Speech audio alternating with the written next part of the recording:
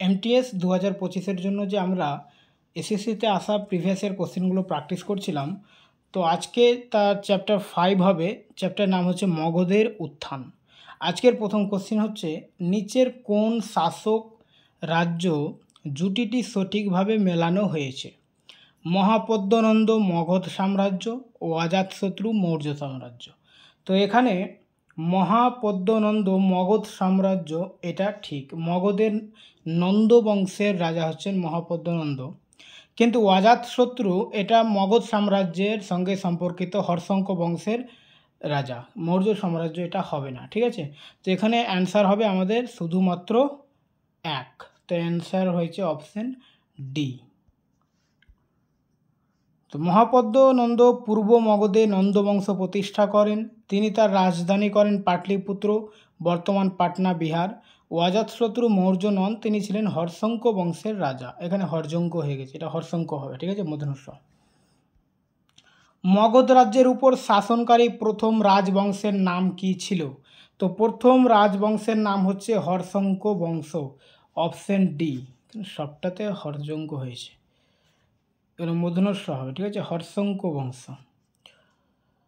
তো হর্ষঙ্ক বংশ, এই বংশের রাজধানী ছিল রাজগৃহ। বিম্বিসার ছিলেন মগধের প্রথম রাজা, যিনি হর্ষঙ্ক বংশের সূচনা করেন। এই বংশ খ্রিস্টপূর্ব 544 থেকে 412 সাল পর্যন্ত স্থায়ী ছিল।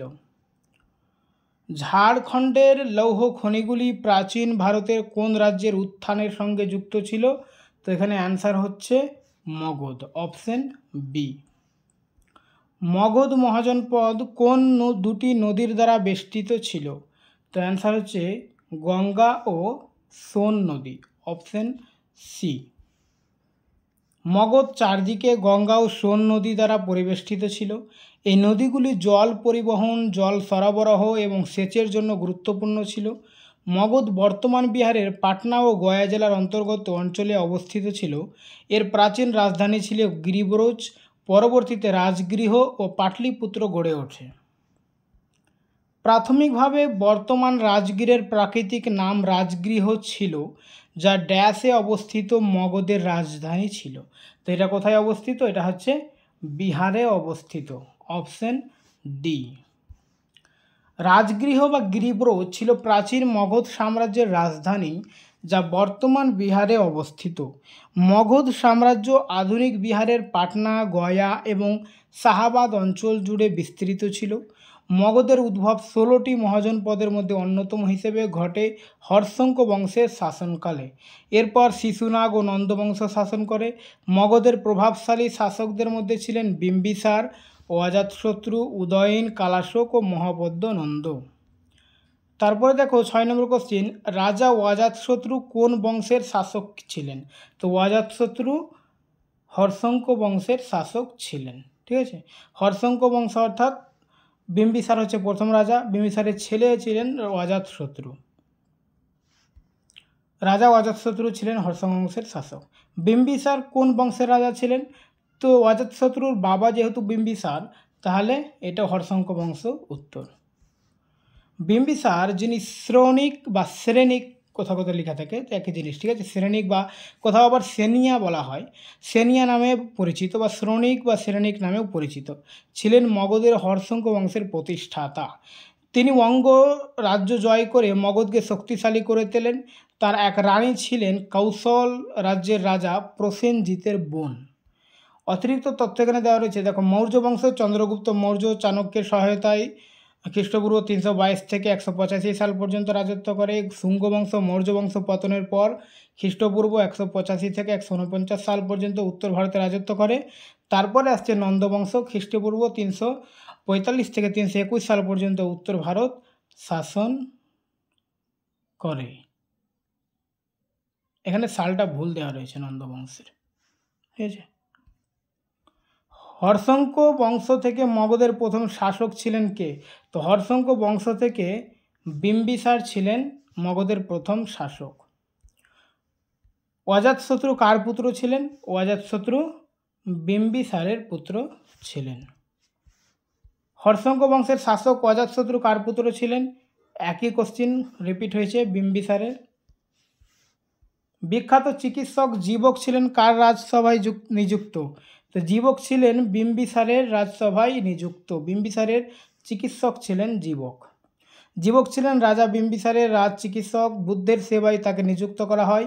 এছাড়াও অবন্তীর রাজা প্রদ্যোৎ পাণ্ডু রোগে আক্রান্ত হলে জীবককে তার চিকিৎসার জন্য পাঠানো হয়। গ্রিক লেখকরা কাকে আগ্রামেস বা স্যান্ড্রামেস নামে উল্লেখ করেছেন? তো অ্যান্সার হচ্ছে ধননন্দকে। Option D Dhanananda. ধননন্দ ছিলেন নন্দবংশের শেষ শাসক। গ্রিক লেখকরা তাকে অ্যাগ্রামাস বা স্যান্ড্রামেস নামে উল্লেখ করেছেন। তার শাসন আমলে আলেকজান্ডার ভারত আক্রমণ করেন। হাথিগুম্ফা লিপিতে উল্লেখ আছে মহাপদ্মনন্দ কলিঙ্গে একটি খাল খনন করেছিলেন। নন্দবংশের প্রতিষ্ঠাতাকে? নন্দবংশের প্রতিষ্ঠাতা হচ্ছেন মহাপদ্মনন্দ। মহাপদ্মনন্দ ছিলেন নন্দবংশের প্রতিষ্ঠাতা। তিনি এক চক্র ও এক ছত্র উপাধি ধারণ করেন। তার পুত্র ধননন্দ ছিলেন আলেকজান্ডারের সমসাময়িক। তাকে পরাজিত করে চন্দ্রগুপ্ত মৌর্য বংশের সূচনা করেন। নিম্নলিখিতদের মধ্যে কে ছিলেন নন্দবংশের শেষ শাসক? তো নন্দবংশের শেষ শাসক হচ্ছেন ধননন্দ।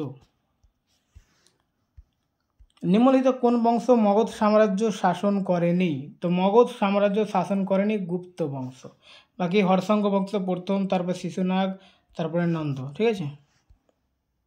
মগধ সাম্রাজ্য হর্ষঙ্ক, শিশুনাগ ও নন্দবংশ দ্বারা প্রশাসিত হয়েছিল, কিন্তু গুপ্ত বংশ কখনো মগধ শাসন করেনি। তারা আলাদা সাম্রাজ্যের প্রতিষ্ঠাতা ছিল। নিচের কোন রাজা মগধ সাম্রাজ্যের অন্তর্গত ছিলেন না? বিম্বিসার, অজাতশত্রু, রাজাধিরাজ, মহাপদ্মনন্দ। তো বিম্বিসার আর অজাতশত্রু আমরা পড়লাম মগধের হর্ষঙ্ক বংশের রাজা। মহাপদ্মনন্দ নন্দবংশের রাজা। এরা মগধের সাম্রাজ্যের অন্তর্গত ছিল, কিন্তু রাজাধিরাজ এরা মগধ সাম্রাজ্যের অন্তর্গত ছিল না, কারণ রাজাধিরাজ ছিলেন চোল বংশের শাসক। ঠিক আছে। খ্রিস্টপূর্ব 4th শতকে মগধের রাজধানী কোথায় স্থানান্তর করা হয়? তো মগধের রাজধানী রাজগীর বা গিরিবরস থেকে পাটলিপুত্রে স্থানান্তর করা হয়। তো খ্রিস্টপূর্ব 4th শতকে উদয়ন রাজা রাজধানী রাজগৃহ থেকে পাটলিপুত্রে স্থানান্তর করেন। পরে চন্দ্রগুপ্ত মৌর্য এখানে মৌর্য সাম্রাজ্যের রাজধানী স্থাপন করেন। ফাহিয়ান ও মেগাস্তিনিস পাটলিপুত্রের বর্ণনা দিয়েছেন। কলিঙ্গের রাজা খারভেল কোন বংশের সঙ্গে যুক্ত ছিলেন? অ্যান্সার হচ্ছে মহামেঘবাহন বংশ। Option A. খারভেল ছিলেন কলিঙ্গ রাজ্যের বর্তমান ওড়িশা মহামেঘবাহন বংশের রাজা। তিনি জৈন ধর্মের পৃষ্ঠপোষক ছিলেন। হাথিগুম্ফা লিপিতে তার নাম উল্লেখ আছে। প্রাচীন ভারতে কোন সাম্রাজ্য প্রথম যুদ্ধের জন্য বৃহৎ পরিসরে হাতি ব্যবহার করেছিল? অ্যান্সার হচ্ছে মগধ। Option D.